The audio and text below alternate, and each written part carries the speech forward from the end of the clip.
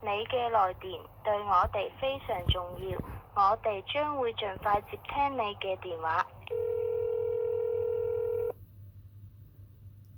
凌晨2點28分。喂，你好啊。你好。講道理。喂。我想投訴樓上呢，佢由今晚12點鐘就喺窗口位置，即係阿彭慕容先生，你咪係新同事定舊同事啊？係。咁你識唔識阿彭慕容先生啊？應該識啊，係咪啊？我唔識，唔好意思。咩啊？我唔識，唔好意思。咁你可以問下你舊同事，你阿大，你叫佢，你同你阿大講揾兩個同事，最好去到21樓2107室，去走廊之前打開把遮，唔好俾佢睇到個樣。你又喺佢門口敲佢門，同佢講而家已經深夜啦，清音量收細，仲有唔係音量收細，叫佢唔好喺揼地，唔好揾嘢掟落地下，騷擾樓下。呢個啊，講係咪素賢樓啊？秀賢啊，賢淑個賢啊。啊？你識唔識聽廣東話啊？識啊，邊個啊？咩啊？咩邊個啊？咩樓啊？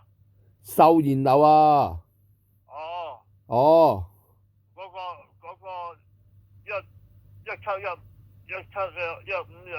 1717515啊？你15咩啊？乜春啊？2107啊，21樓07室，彭慕容、陳麗慈。我叫人過去睇啊！嚇。你落寶。嗯。你要落寶，你叫個我所知你有個後生嘅，你叫佢同佢講落寶，仲有白痴彭慕容又半夜3更又喺度，我唔知係咪戇鳩鳩睇世界盃啊而家。我由晏